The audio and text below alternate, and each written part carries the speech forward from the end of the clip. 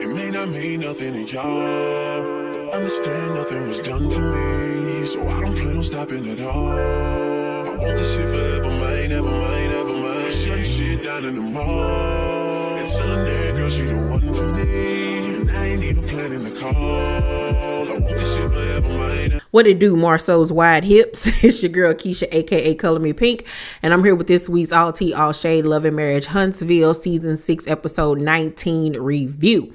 All right, let's get right into it. So it begins where we left off last week with Marceau and Mel going at it again.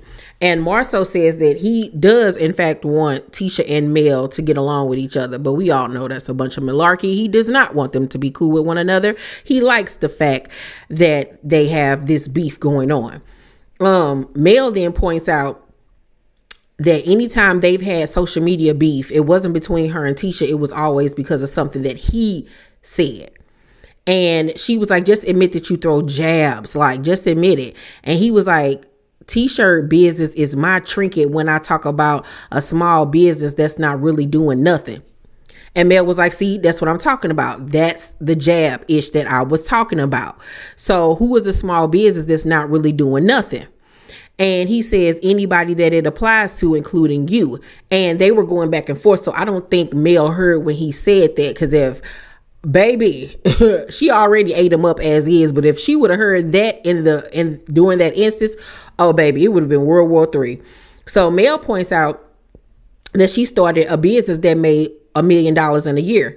And Marceau was like, yeah, that went bankrupt. And she was like, no. Let me get you together real quick. She was like, I went through a divorce. I filed after my ex filed because he wasn't about to leave me with all of that debt that I guess he acquired. And she was like, but you filed for bankruptcy, my love, because no, she said, and for you,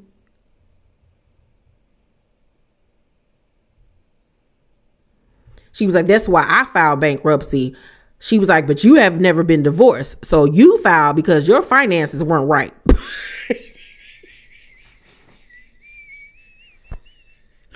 Y'all, the look on Marceau's face, he was like trying to figure out something slick to say back, but he couldn't because she got him, baby. She got him. He didn't know what to do with himself. So Mel was like, I could have said I didn't want to come to no meetings with someone trying to do an expo who has a $5 million fraud lawsuit against them. Boom! Like she hit him right in the gut. At this point, all he could do is concede, honey, because she had him up against the ropes. He gonna talk about something, and that's fine. That's fine if you wanted to do that. I have no problem with that.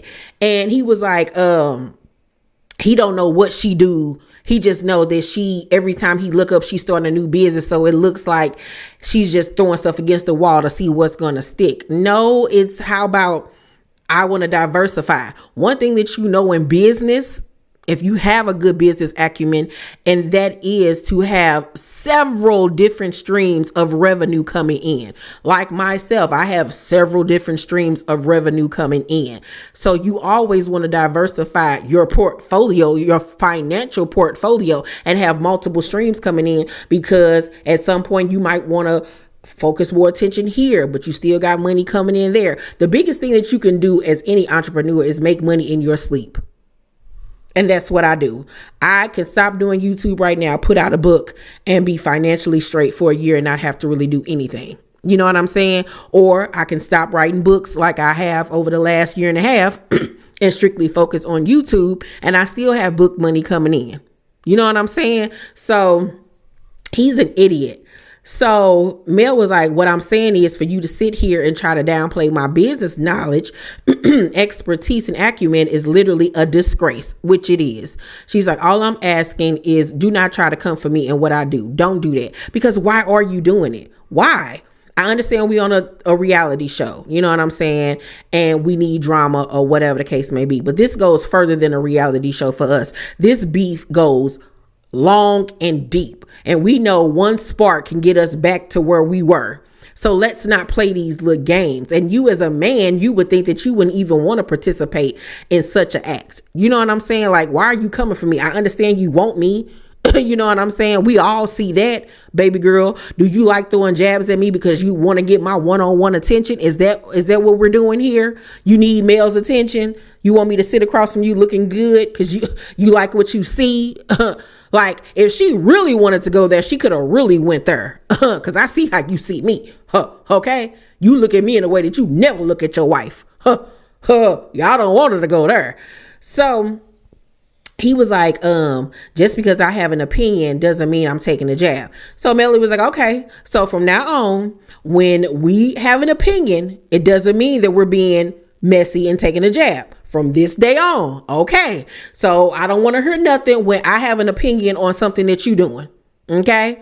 Because it's just that, an opinion, not a jab. And so you set yourself up for that one, bro. Because if she do say something on social media and say, this is just my opinion, you can't say nothing. You can't say nothing. See, you're so smart, you're dumb. So Tiffany and Lou have a picnic with the baby. And she questions him about being gone all the time working. And you could tell he was kind of frustrated and aggravated, like, girl, what you want me to do? I got to work to provide for my family. Like, you knew this before we had the baby. Like, what? And so she then goes on to tell him how, she been crying all the time. She feels overwhelmed and, she looks different. She's gained weight and how she feels like she's going through postpartum. And she said that, she had this picture in her head of how it would be when they had their own child together. Like, she built this world in her head and now it's not coming out the way she envisioned it, and it's really messing her up because she thought that it was going to be on some Leave It a Beaver type stuff, and real life has shown his butt. You have to work, he has to work, y'all got 2 teenagers, you got a newborn baby, you're a woman of a particular age. Things are not going to run as smoothly as she thought that it would. So she then brings up feeling like she wonders if while he out working, will he find somebody that's younger and hotter and, not want to be with her no more. And if he'll still love her the same, especially since he's gained weight. Girl, I don't care if you 900 pounds and counting. Hey, need to be happy that you even gave him a second look. Cause we just gonna keep it all the way a buck. I mean, Tiffany is the cuter one in this relationship, but child, don't even play with me. Please don't play with me. Because on my worst day, you still need to be kissing the ground that I walk on. Child, please play with it if you want to. So she ends up just basically telling him that she needs more time from him. She needs to feel his touch on her body. She needs more Lou time. Some hey. And he was like, all right, I hear you loud and clear. I'll do more to help. But I'm like, if the man got to be on the road, the man got to be on the road. I understand that, he's missing out on time with the baby. But like he was saying, it ain't like he gonna remember any of this. And then like she talking about she feel overwhelmed because she got this, that, and the third to do around the house. He just said, y'all got teenagers. Why ain't they helping you? It ain't like y'all got a cute house that you really doing something. That ugly house and that ugly furniture, like you need to be doing a house makeover instead of having another baby, because that house is just atrocious. Like, please get me over there so I can get it together. So the cast then meets up to discuss the improvements for the next expo if they have one. Stormy does not speak to Marcel, which I don't blame her.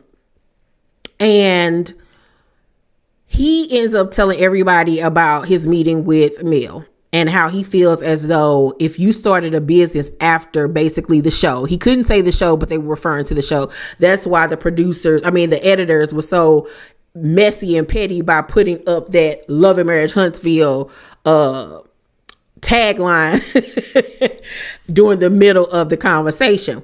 So Marceau says he feels like if you started a business after the show, it's not as relevant as a business that was established before. And that makes absolutely no sense at all. Because you know how many reality stars have started businesses that have failed and have not gone anywhere. It doesn't matter if you have a platform of millions or thousands of people.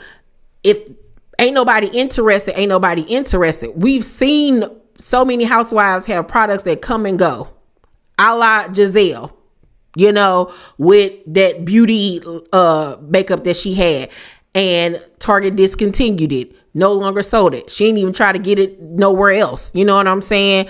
We've seen Whitney from Real Housewives of Salt Lake City spent all of her money on that beauty care line. Is it even doing good, child? We don't know. You know what I'm saying? It's been so many instances with housewives that start businesses and they don't go nowhere. So that was a dumb comment to even make to me. Like, that was just so stupid. Like, I don't even understand why anybody listens to Marceau. He is the Grinch that stole Christmas. He came down from that ugly house because he ain't got no friends. Like, you can't listen to nobody that look like that. Girl, get out of here. So Martel jumps in, was like, so a lot of things that you do now are irrelevant. One thing that I'm going to say about Martel, no matter what him and Mel going through, you're not about to play with her as a businesswoman. Now, he might argue other stuff, but he going to always have her back when it comes to business, when it comes to other people. Now, when it's business between them two, oh, he a dog all day long. But you won't be able to say nothing about her being an unprofessional businesswoman. No, you won't. So Martel then says, I feel that any business is relevant. He talks about the lawn company that he had back in the day. So Stormy says that she thinks, oh, by the way, at this time, Mel arrives.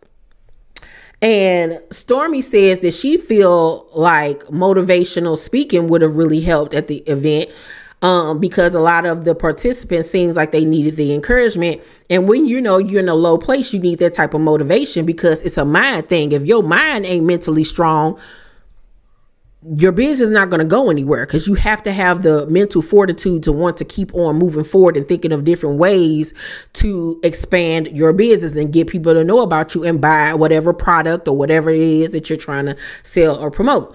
And Marceau basically was like, people can come and get a motivational speech and not leave with nothing. And she was like, that's not what I'm saying. Like, you're not listening to what I'm saying. Mel basically reiterates what Stormy says, but puts it in a different scenario. And Marceau was like, yeah, I get that. Yeah, I can do that. I can do that. And Stormy was looking like, really, Negro? I just said that.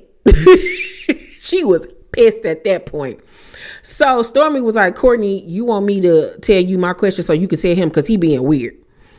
And Marceau was like, I really want to know what Courtney's wife had to say.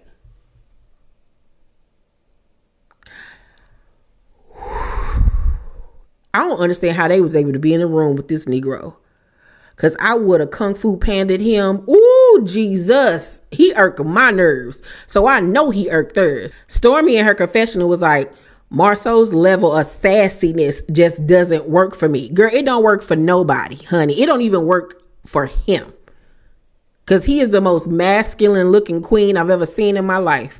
So Courtney was like, I think you should let Tisha talk. I think you should let Tisha take over, because with you doing it, it's all over the place. I know for a fact she's more organized than you. That may be true, but it's dumb. But it's Dumb and Dumber over there, child. I mean, they both scratch each other's back with the mental gymnastics that goes on between them two. Like, it's just Pee-wee's Playhouse going on in their brain. So Tisha just sitting there quiet as they go back and forth, right? She ain't saying nothing. She ain't sticking up for Marceau. She ain't defending him. She ain't checking Stormy. She ain't saying nothing.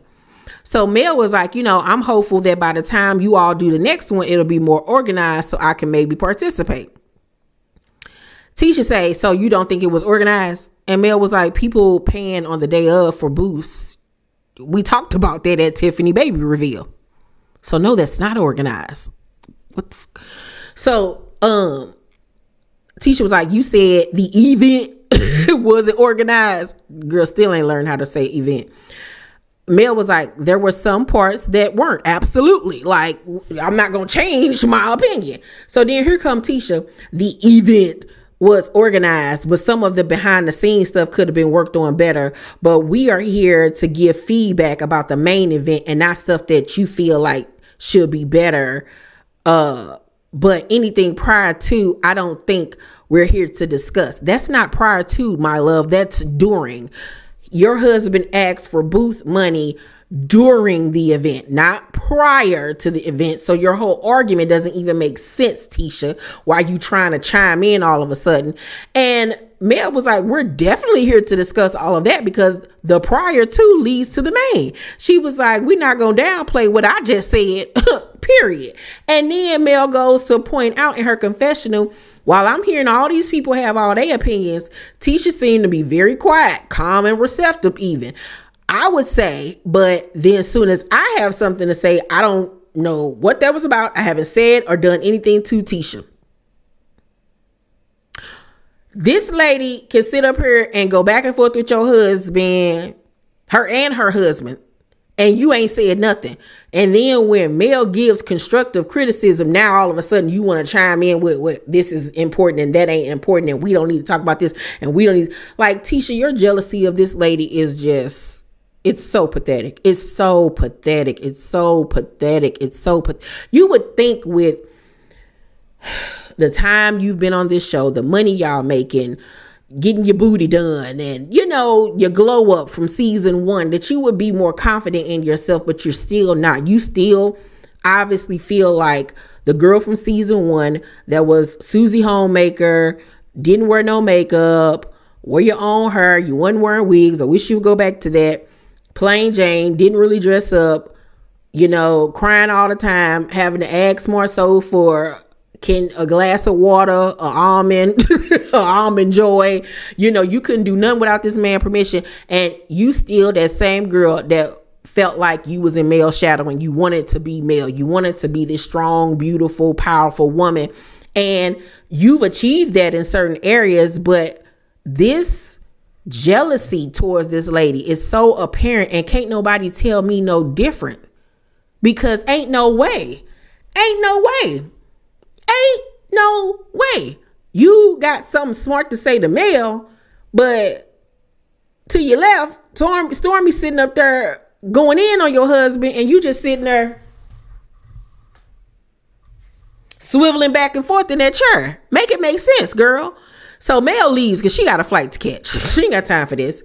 Marceau says that he's going to use the feedback as a tool for growth. And Tiffany was like, even the women at the table. And he was like, I know you're not used to being valued, but I'm telling you, you're valued here. Value a waist trainer. How about that? Value a bra. Please go to Lane Bryant and get sized, because I'm sick of you in the man titties. That's what I would have ate him up with. Girl, please stop playing with me. Play with your titties, not me. Okay? So Tisha was like, Marceau, don't do that. Stormy was like, just like a biz naive. That's what they do. Tisha still. This woman that called your husband a whole biatch. You ain't got nothing to say. Not a word, not a huff, not a roll of the eye, not nothing.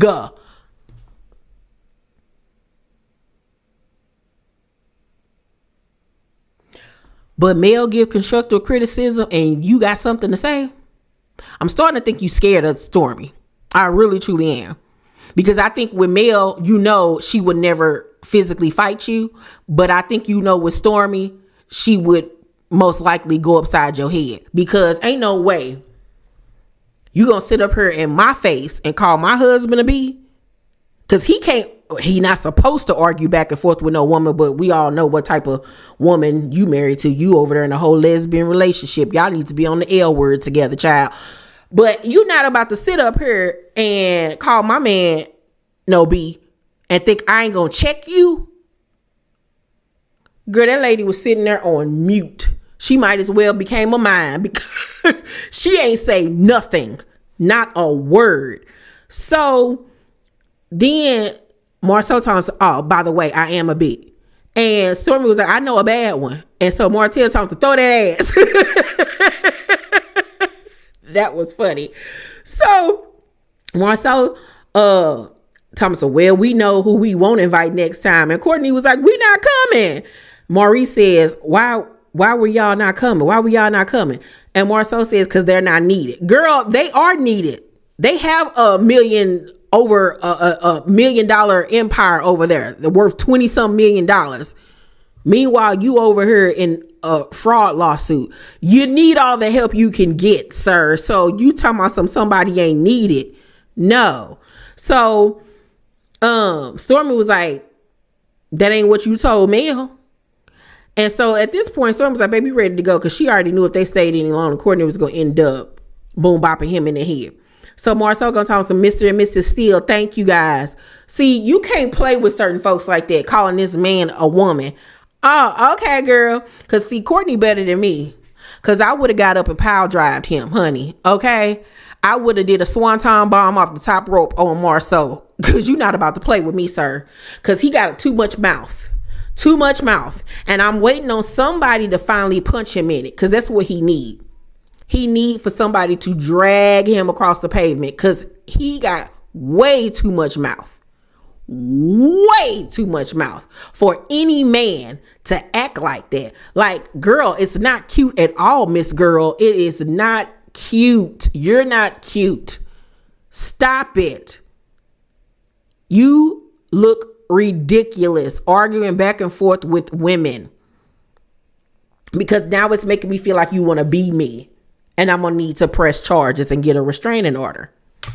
Are you mad because you can't reproduce? Like, what's going on, Miss Girl? Baby, Marcel would not want to play with me if I was on that show. I would be eating him up left and right. So Nell, honey, in her Mufasa hairstyle. I got the eye of the tiger, night, dancing with the fire, and you're gonna hear me roar. Where was Miss Nell going with that comb over, child? It was dry. It was tousled, honey. It was like teased and Miss Nell, girl, I love you, but that ain't gonna work. That ain't, no. Hell to the no, to the no. I know Kimmy was like, what is happening here? So Nell visits Kimmy at her office, and Kimmy tells her that they ended up holding the little town hall meeting. And you could tell Miss Nell was like, oh, so y'all had the meeting and I still wasn't invited? Okay, girl. So Kimmy was like, she didn't feel they needed to be there because she wanted feedback from people who actually attended the expo. And she didn't want anyone to be there complaining about any issues that they had, because that wasn't the point. And Nell was like, I wasn't coming to rehash anything, though. The thing is, I asked with Marceau and Tisha was, we've been in North Huntsville longer than any of y'all. And Kimmy had the nerve to say, what that mean?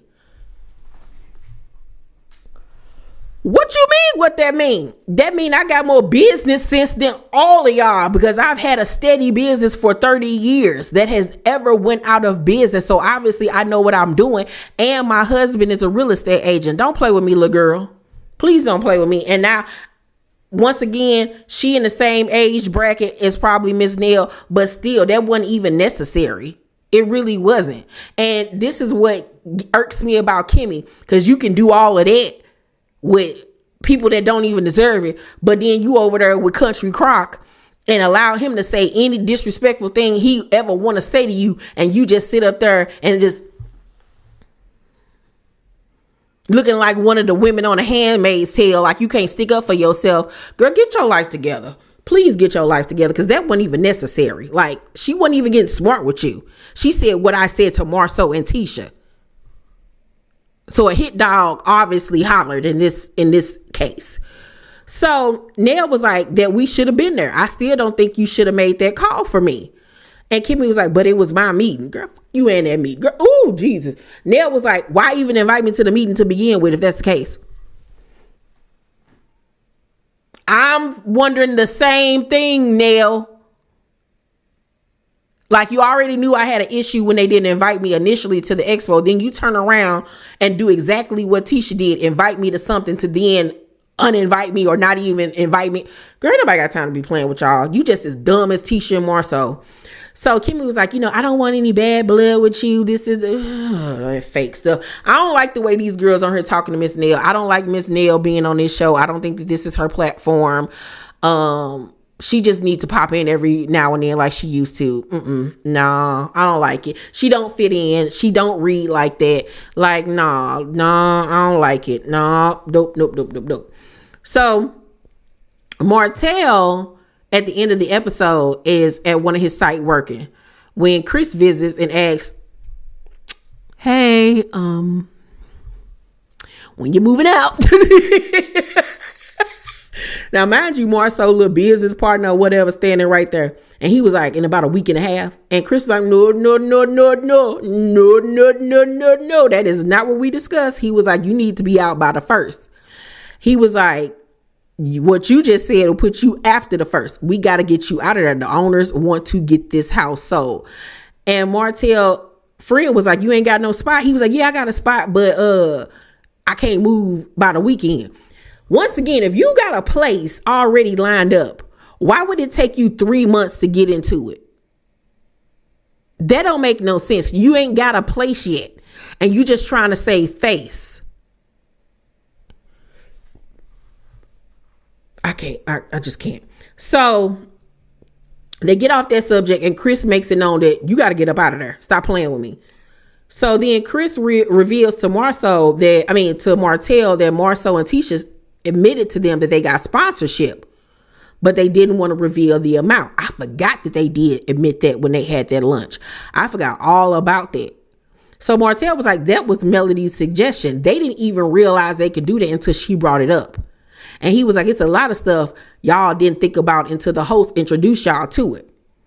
And so I'm like, you got sponsor money and you pocketed it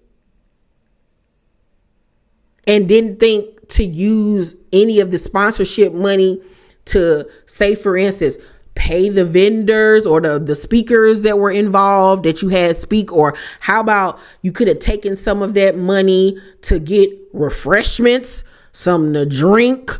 You know what I'm saying? You could have taken some of that money to do a business scholarship or something to give back to the community if that was what this really was about. So it's obvious to me y'all took that money for y'allself because it wasn't put into the venue. Everybody had to put their own money into their own booth. So what did y'all have to sponsor? It wasn't no vendors there that y'all hired to, for no. So y'all was on some shicey stuff and pocketed that money. Chris says, I think he felt like they would only pay speakers if they were professional. And the friend was like, I was at the VVC last year and Melody spoke there. And Martel was like, she's a great speaker. She was speaking when your ass was up in the movie theater working with that big ass suit on.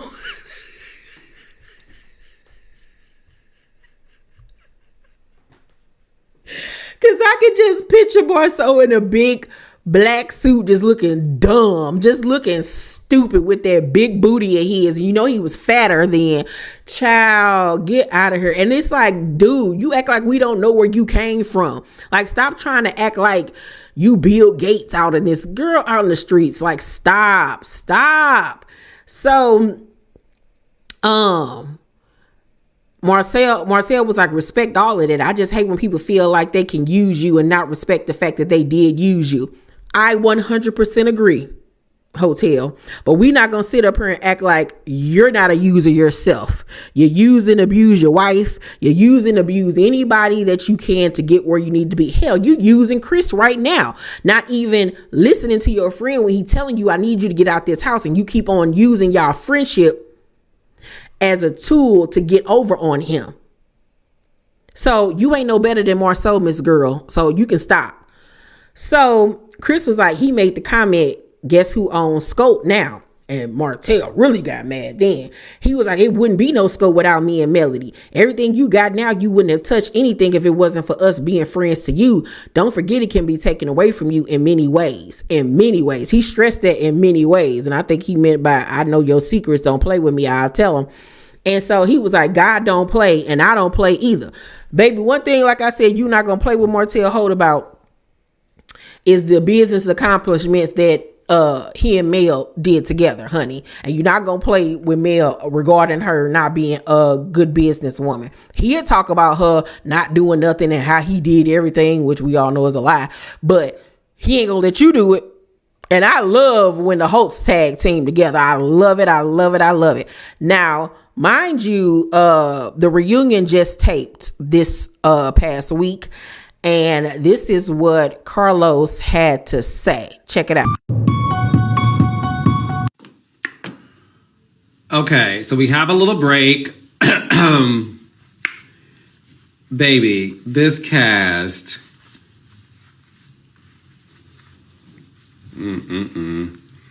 That's all I'm gonna say, baby. All I'm gonna say. Let me go out here and do my job, child. Ain't this so? Look at this, baby. I gotta go. We are 7 hours in. Wish me luck. Yeah, it seems like it got real spicy. Real spicy. And judging by this season, I can very much see Tisha and Kiki going heads up. Stormy and Courtney going heads up with Tisha and Marceau. Miss Nell and Chris having it out with Marceau and Tisha. It seems like Marceau and Tisha gonna be in the hot seat this season. And I'm so happy about it because all of these reunions, the focus has always been on Mel. Mel's this, Mel this. And now I'm so happy that Mel is playing the background and now the focus is on the Scotts. Y'all wanted the smoke. Now y'all got the smoke. And it seems like Martel gonna have issues with them. We know Mel gonna have issues with Marceau. This is gonna be a real good reunion, child. A real good reunion. I'm gonna give tonight's episode an A. It was really, really good. I just need for Marceau to douche and get off his period, stop using tampons because you got something stuck up your ass, and use just a regular panty liner because, girl, I'm sick of you and this attitude.